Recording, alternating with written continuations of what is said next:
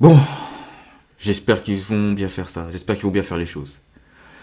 Bonjour tout le monde, Black Jafar d'e-Breaking, et on se retrouve pour une nouvelle vidéo, une vidéo réaction de la série, enfin du premier trailer de la série Star Wars The Acolyte. On regarde le trailer, j'espère qu'ils vont bien faire, j'espère que ça va me donner envie. On va regarder le trailer et puis on va réagir après. Fermez les yeux. Vos yeux peuvent vous tromper. Vous ne devez pas vous fier à eux.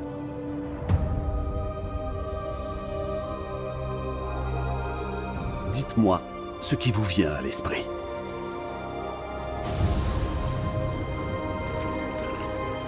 La vie. L'équilibre. Je vois du feu.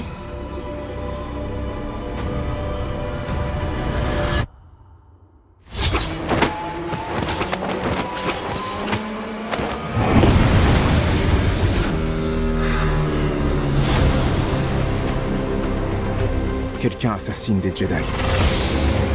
Ça n'a aucun sens. Que s'est-il passé? J'ai ressenti les ténèbres.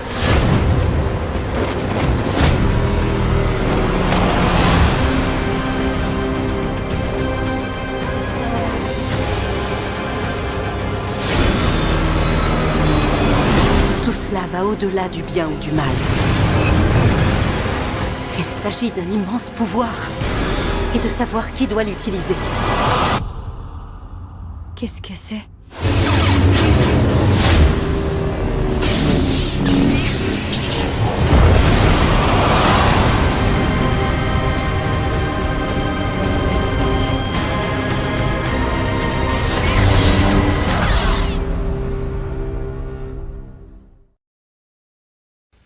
Eh ben voilà. Eh ben voilà. Eh ben voilà. Un trailer qui me donne envie. Voilà quelque chose. Je suis hypé. Au début, je me suis dit, je suis un peu intrigué. Là, je suis hypé. Hein. Je suis hypé d'ouf. Juste une précision, dites-moi si je me trompe, hein, mais le Jedi qu'on voit au début, là, celui qui donne des cours au Padawan, c'est Maître Sifo Dyas. Il me semble que c'est lui, il me semble que c'est Maître Sifo Dyas, celui qui a apparemment commandé la grande armée des clones dans Star Wars, dans la trilogie Star Wars, là, dans Star Wars 2, l'attaque des clones, enfin, visiblement, mais il me semble que c'est lui, hein, dites-moi si je me trompe, mais il me semble que c'est lui, mais voilà, une autre époque de l'ère Star Wars, pour une fois, c'est pas durant la trilogie originale, hein, donc il n'y aura pas de Dark Vador, de Luke Skywalker, etc. Ce sera bien avant les Skywalker, ce qui est cool. Il me semble même que ce sera bien avant les événements de la prélogie, ce qui est mieux, c'est encore mieux. Et putain, mais on voit de nouvelles choses dans Star Wars.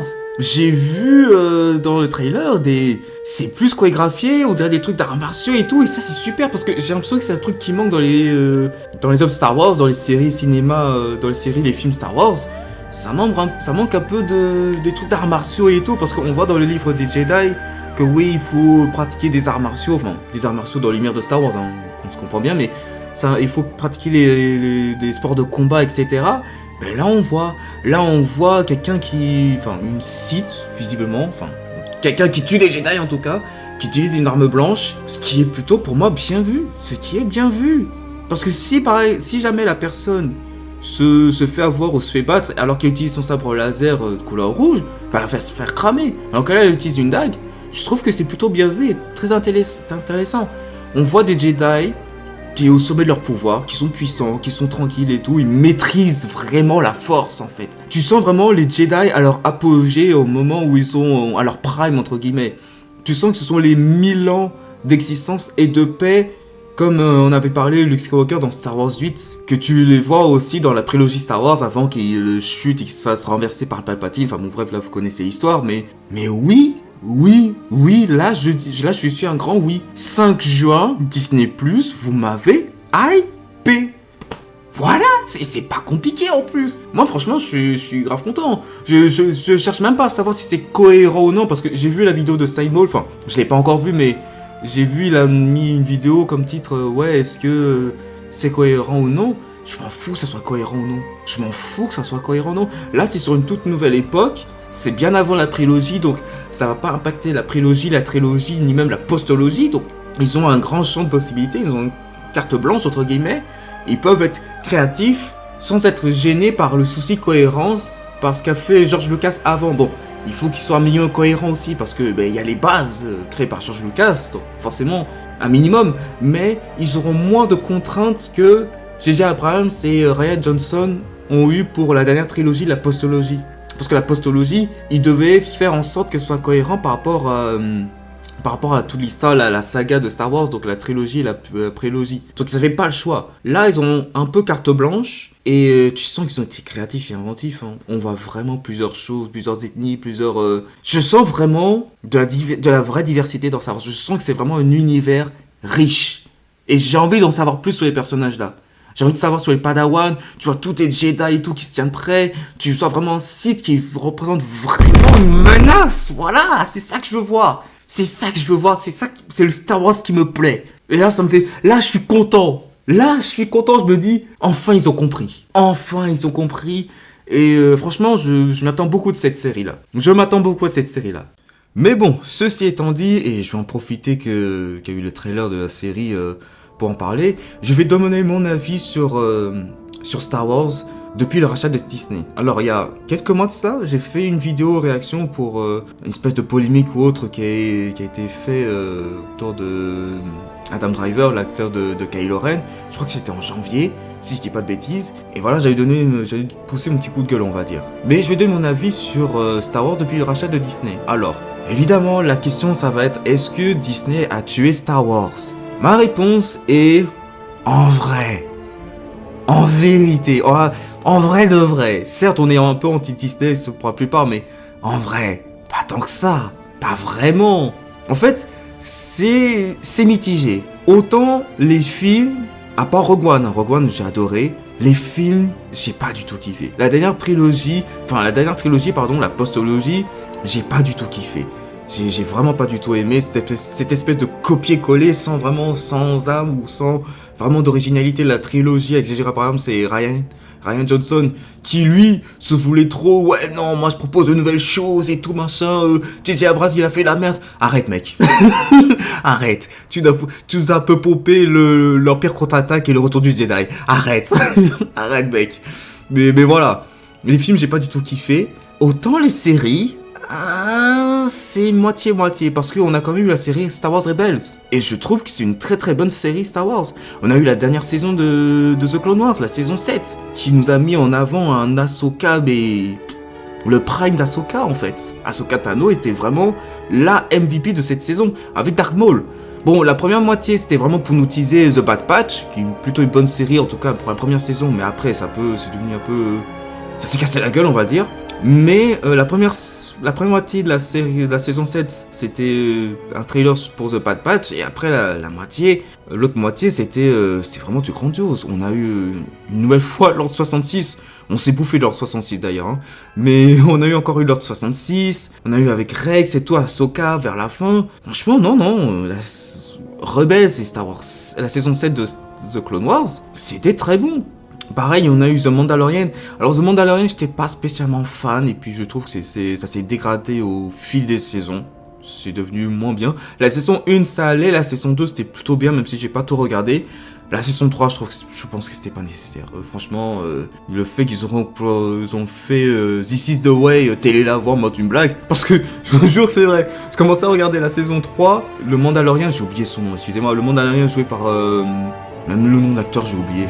Dans la saison 3, t'as un épisode où, en fait, il doit retrouver son honneur parce qu'il a retiré son casque dans la saison 1, et c'est interdit par les Mandaloriens. Et pour retrouver son honneur et pour être un Mandalorien à nouveau, il doit passer une épreuve. Enfin, il y a des trucs un peu spéciaux qu'il doit faire. Désolé, tout ce qui est Mandalorien, je m'y connais pas trop. Et après ce rituel, il est avec une dame, une coéquipière, j'ai oublié son nom. Franchement, tout ce qui est parti sur Mandalorian, je m'y connais pas. Honnêtement, je m'y connais pas trop. Mais cette scène-là, elle m'a marqué. Parce qu'ils sont sur le vaisseau et sa coéquipière lui a dit je t'aurais bien proposé un verre, mais tu auras refusé. Télé la voix. I would invite you in for a feast, but I'm guessing that helmet isn't coming off again. This is the way. This is the way.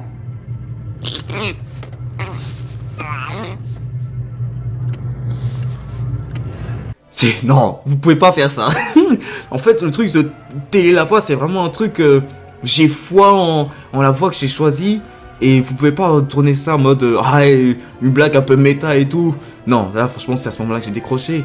Même la série The Book of Boba Fett, j'ai pas du tout kiffé. Enfin, j'ai même pas regardé. En vrai de vrai, j'ai même pas regardé. Quand j'ai vu le trailer, je veux régner par le bien. Je dis connard, t'as fait pour Dark Vador. Tu détestes, ton père déteste les Jedi. D'où tu veux faire le mec pour le bien? Non. Non, qu'est-ce qui s'est passé? J'ai juste vu ça pour le trailer, je me suis dit non, je vais pas regarder parce que je sens que ça va être de la merde. Et visiblement, ça n'a pas loupé. Série, franchement, c'était moitié mitigé. Il y a eu des plaisirs coupables, je dirais. La série Obi-Wan et la série Ahsoka, j'ai vraiment bien kiffé. Franchement, je sais que des gens n'ont pas kiffé la série Obi-Wan. Alors, objectivement, je peux comprendre, mais moi, personnellement, j'ai plutôt bien kiffé. Il y a aussi Tales of the Jedi qui était plutôt pas mal. Alors, la partie sur Ahsoka, on a fait un peu une overdose. Hein. C'est bon, on connaît l'histoire, on a compris. Par contre, la partie sur Count Dooku, c'était vraiment plus intéressant. Je mets pas trop d'images ou autre, je mets rien parce que j'invite vraiment les gens qui n'ont pas regardé à regarder, de découvrir par eux-mêmes, tout simplement. Franchement, au niveau série, je crois que j'ai fait le tour. Et oui, on a eu Star Wars Vision aussi. On a tendance à oublier, mais Star Wars Vision, c'était une tentative. Voilà, pour moi, c'était une tentative. Autant on se plaint quand Disney fait du copier-coller avec la dernière trilogie Star Wars, autant quand ils font de nouvelles choses. Voilà, autant regarder, autant encourager. Même si ça nous plaît pas, voilà, autant on m'a encouragé. Être de bonne foi, on va dire. Niveau jeux vidéo, là aussi, c'est un peu mitigé parce que les deux premiers Star Wars Battlefront, le 1 c'est une fraude, le deuxième encore pire parce que... vous connaissez toute la polémique autour du jeu Star Wars Battlefront 2. Je vais pas revenir dessus, malgré les mises à jour, les patchs, etc. Voilà, le mal est fait, donc c'est un peu trop tard. Jedi Fallen Order et Jedi Survivor, qui sont de très bons jeux. Je les ai pas faits, hein, mais j'ai vu l'histoire, c'était vraiment très très bien fait, de très bonne facture, je trouve. On a eu Rogue Squadron aussi, qui... je l'ai testé, hein, il est vraiment exigeant et dur, donc franchement, bon courage à ceux qui veulent essayer. Et on a aussi le remake de KOTOR 2 qui devrait arriver. On a aussi un autre jeu Star Wars, enfin, voilà, niveau jeux vidéo, ça commence à aller mieux. Aussi niveau comics, parce qu'on a tendance à oublier, mais les comics sur Dark Vador, oh là là là là là là, c'est une masterclass. C'est une masterclass. Franchement, le Dark Vador est le seul personnage, j'avais déjà dit dans cette vidéo, Dark Vador est le seul personnage qui est vraiment respecté. Depuis le rachat de Disney, Dark Vador est le seul personnage qui a été vraiment respecté, vraiment de bout en bout. Totalement à 100%, peut-être pas, mais pour moi c'est celui qui est le mieux réussi, le mieux respecté, le mieux écrit. Surtout dans les comics où je le trouve très intéressant et on voit plusieurs facettes de Vador sans pour autant le démystifier. Et ça c'est très très fort je trouve. Donc voilà, est-ce que Disney a enterré Star Wars ? Non. C'est juste qu'on n'est pas fan, mais je peux comprendre qu'il y a des choses qui me fassent grincer des dents. Moi-même, ça me fait grincer des dents quand, par exemple, la partie communication de Star Wars qui est juste vraiment catastrophique. On va pas se mentir, la partie communication de Star Wars est juste catastrophique depuis l'ère Disney. Ce n'est pas parfait, mais est-ce que Disney a enterré Star Wars ? Pour moi, pas totalement. À une époque peut-être, mais j'ai l'impression qu'ils essayent de se rattraper et c'est pas plus mal. Donc je suis plutôt ouvert à leur laisser une dernière chance entre guillemets. Par contre, foirez pas, pendant foirez. Ne vous foirez pas s'il vous plaît. La série Alcoolite, je m'attends beaucoup parce que j'ai l'impression qu'ils essayent vraiment quelque chose de nouveau et ça fait plaisir à voir. Voilà. Bon, dites-moi ce que vous en pensez du trailer, si vous êtes hypé ou non. Dites-moi ce que vous en pensez de Star Wars depuis le rachat de Disney. Si vous pensez que Disney a enterré Star Wars ou non. Si vous êtes d'accord ou non avec mes avis, etc. Pensez à vous liker, à vous abonner. Je pense qu'il y aura une vidéo réaction, des reviews, voilà, de la série Alcoolite. Ouais, je pense qu'il y a moyen que ça se fasse. Si ce n'est pas mauvais, je pense que je ferai toute la saison 1. Voilà, bon, donc on se donne rendez-vous début juin, 5 juin, notez bien. D'ici là, on se revoit. Ciao.